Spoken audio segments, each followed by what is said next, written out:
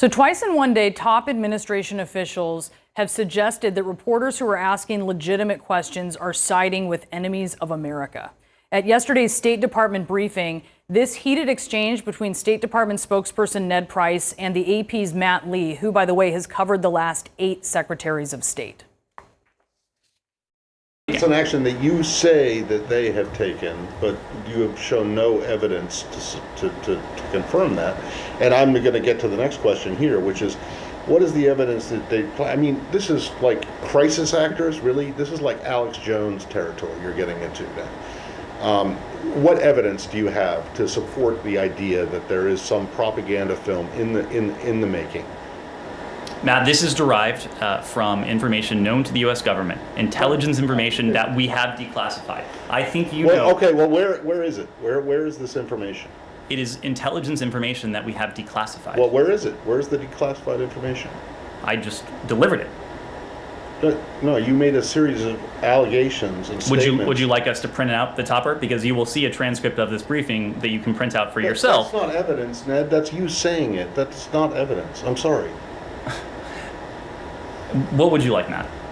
I would like to see some proof that you can show that Matt, you have been that shows that the Russians are doing this. Ned, I've been doing this for a long time. I know, that was my point. You have been doing this for quite a while. You know that when we declassify intelligence information, right. And I we do so in a means.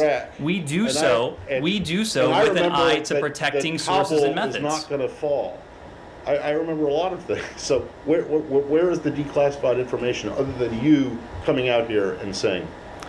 Matt, I'm sorry you don't like the format, but we have declassified. It's not the format; it's the content. I'm sorry you don't like the content. I'm sorry you are doubting the information that is in the possession of the U.S. government. But you don't have any evidence to back it up other than what you're saying. It's like you're saying, we think we have information the Russians may do this, but you won't tell us what the information is. And then when you're asked, that is the idea behind deterrence, Matt. That is the idea behind deterrence. It is our hope that the Russians don't go forward with this. You say, I just gave it to you. But that's not what you seem not to understand. You seem not to understand the idea of deterrence.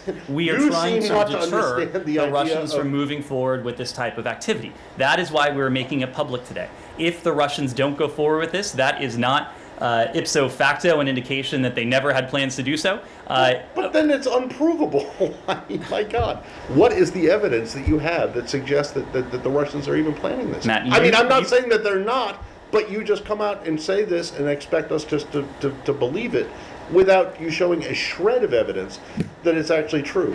Other than when I ask, or when anyone else asks, what's the information? You said, well, I just gave it to you, which was just you making a statement. Matt, you said yourself, you've been in this business for quite a long time. You know that when we make information, intelligence information public, we do so in a way that protects sensitive sources and methods. You also know that we declassify information only when we're confident in that information. If you doubt the credibility of the U.S. government, of the British government, of other governments, and want to, find solace in information that the Russians are putting out, that is for you to do. All right, let's be clear. That was the State Department spokesman suggesting that an American reporter is siding with Russian propaganda, finding comfort with Russian propaganda.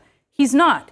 He's asking a question. It is our job as journalists to ask questions and to verify claims. You heard that reporter clearly explaining why. Weapons of mass destruction in Iraq, and more recently, whether Kabul would fall to the Taliban. This was President Biden in July. Is a Taliban takeover of Afghanistan now inevitable? No, it is not. Because you have the Afghan troops have 300,000 well equipped as any army in the world, and an air force against something like 75,000 Taliban. It is not inevitable. But the likelihood there's going to be the Taliban overrunning everything and owning the whole country is highly unlikely. It happened less than a month later. Kabul fell. So yes, it is important to question claims and intelligence.